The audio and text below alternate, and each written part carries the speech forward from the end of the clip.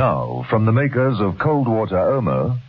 Ferret, the forensic expert from MI12, was very thorough in his examination of Arthur Jarrett's apartment. He was intent on showing Mrs. Peel how professional he was. He and Peters, the cameraman, went about things systematically, hardly touching a thing. Mrs. Peel, on the other hand, sauntered casually about, picking things up and dropping them. Yes, there's no doubt about it. All the clues point to the fact that Arthur Jarrett left here on Sunday. Mrs. Peel, who'd been sitting on the window seat, suddenly got up and, on an impulse, lifted the lid of the seat. I'm afraid not, Mr. Ferret. I beg your pardon? Come over here. Look at this. It would seem he didn't leave here at all. Ferret did so and found himself gazing down into the sightless eyes of Arthur Jarrett. He'd been shot and couldn't have been more dead.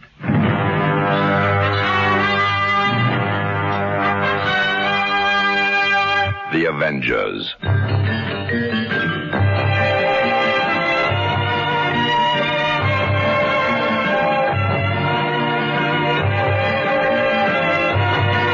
John Steed and Emma Peel, The Avengers.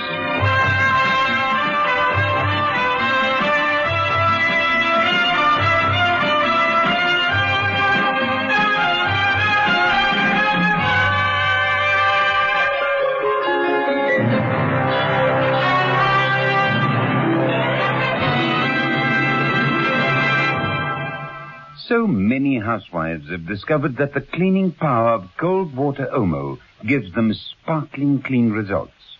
Mrs. Joyce Whelan of East London has this to say. I tried it, and it works beautifully. I tried it on my children's clothes, on the general wash, and I noticed straight away that things were cleaner. Since then, I've used nothing else but Cold Water Omo. Once an Omo user, always an Omo user. Omo cleans best. Keep your complexion soft and young-looking with the creamy, moisturizing lather of Lux. Like Claudia Cardinale, choose Lux. Lux, a beauty treatment as you bathe.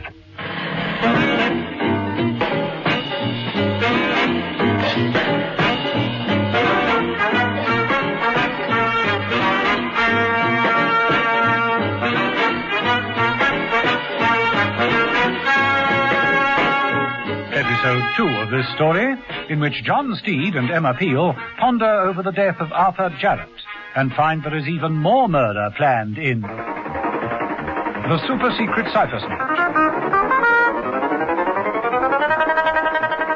Mother had accepted the task of finding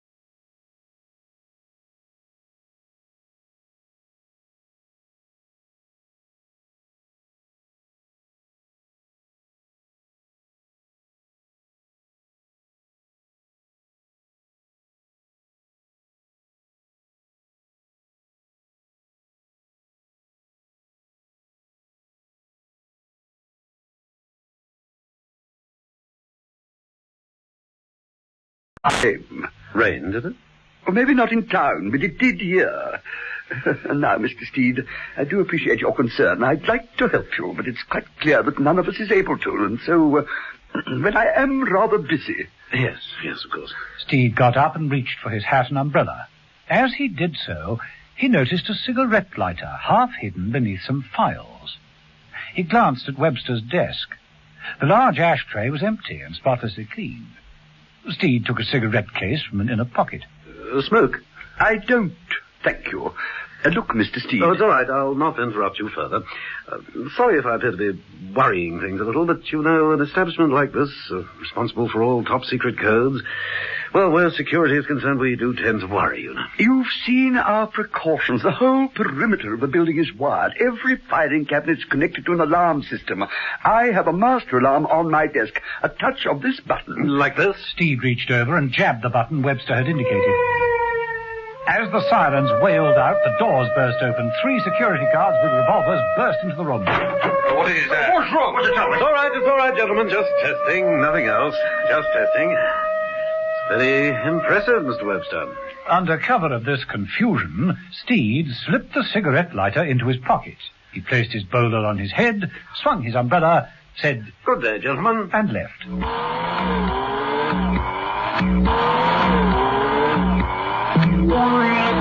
In Jarrett's apartment, Mrs. Peel watched with interest as Peters, the photographer, took several shots of the dead man in the window seat. You don't suppose that we could move him, Mr. Ferret? Certainly not. Oh, very well. But I have an idea that this is his bad side. Most people photograph better with the left profile. This isn't a screen test. Now, Mrs. Peel, if you'll be so good as to make a list of his personal possessions... Well, if you think it's necessary, very well. I do. In duplicate, please. You MI12 boys are very thorough. All right. Ferret slipped on a pair of white gloves and extracted a comb from the dead man's pocket. Combs? 1. Wrong. It's not a comb. It's a high-frequency resonator. A special issue. You see? It clicks open. The antenna springs out, so... How clever. That a tie-pin he's wearing? A miniature microphone. Oh.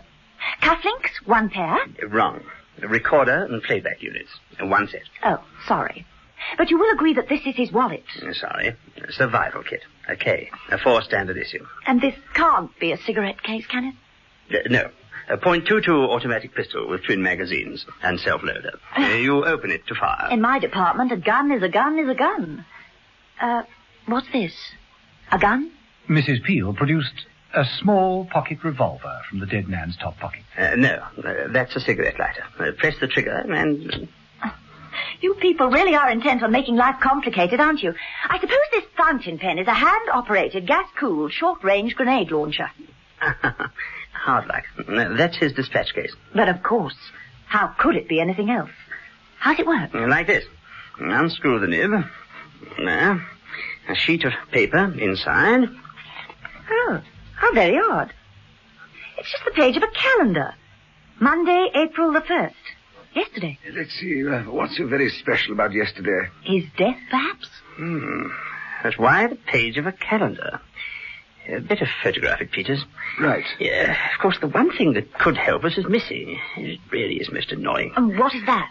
His cigarette lighter. I've been through all his pockets, and it isn't there. But it should be there. No agent would go on a job without it. Well, not even if he didn't smoke? No, that's immaterial. He was issued with the cigarette lighter, and that was a camera.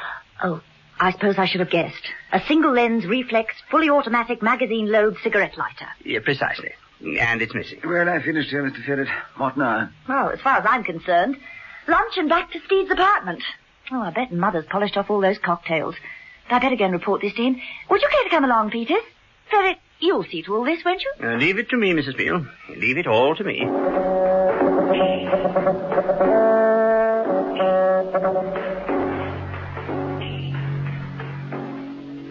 I think you'll find the gin a little bruised, Mrs. Peel. Sorry. Oh, not at all, Mother. It's delicious. Well up to your usual. Steed has inferior vermouth. I must speak to him about it. So, Jarrett is dead, and his camera cigarette lighter is missing. That's right. That wouldn't be what you were talking about, would it? John Steed entered the room, walked across to where Mother was sitting, and dropped a lighter into his lap. Oh, Steed. Splendid, yes. Yes, that's Jarrett's all right. From where? George Webster's office at Cypher HQ. It had a film in it, and I've had it developed. These are the enlarged prints. Interested, Mrs. Peel? Fascinated, Steed. 3 shots. This one is the Cypher office. It's just a general view of the outer office. Girls working, nothing unusual.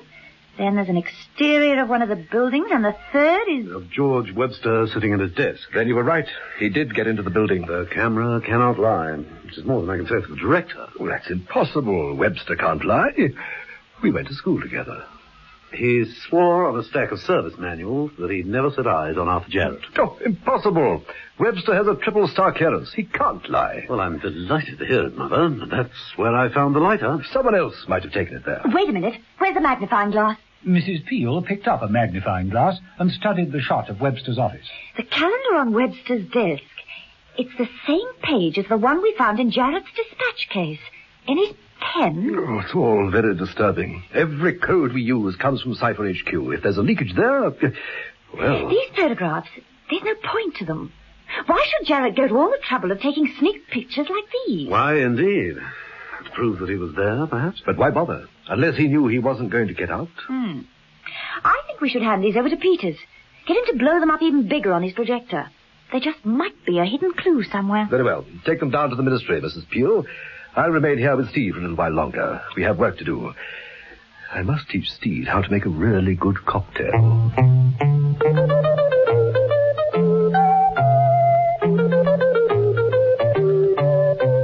Mrs. Peel left at that point. She dropped the prints in at Peter's photographic laboratory at the ministry and went home to change. As she drove away from the ministry, a small van marked classy glass cleaning, always top of the social ladder, drew up outside. 2 men were in it. Their names, Vickers and Maskin. Think she's passed them on to the lab, boys? Well, practically certain. Then we better get to work, hadn't we? Right. The 2 men donned white coats, took ladders from the back of the van and buckets. You find this useful? Vickers took a gun from the van and dropped it into Maskin's bucket. Maskin acknowledged it with a nod and, whistling tunelessly, propped his ladder against the outer wall of the building. Third from the top, then, is it? That's right. Okay, here goes. Maskin climbed the ladder, a window cleaner at work. No one in the whole of the street even noticed him. A short while after this, John Steed's telephone rang. Steed? Mr. Steve Peters here. These photographs that Mrs. Peel dropped in, I've got them on the projector at the moment. And, just a moment. There's someone at the... Hello, Peters. Peters, what is it? What the devil is it? Trouble, Steed. Sounds like it. It sounds like big trouble, Mother. In fact, it sounds like murder.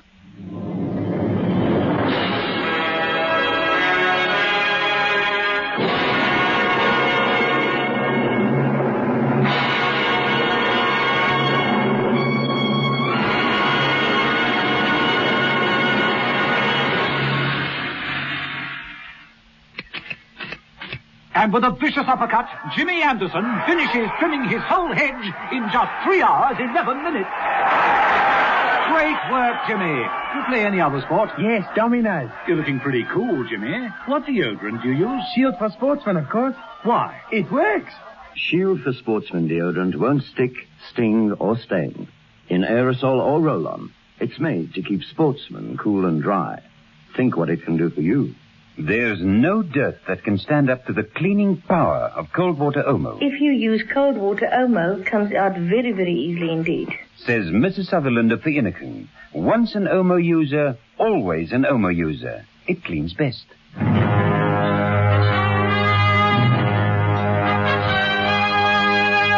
The Avengers.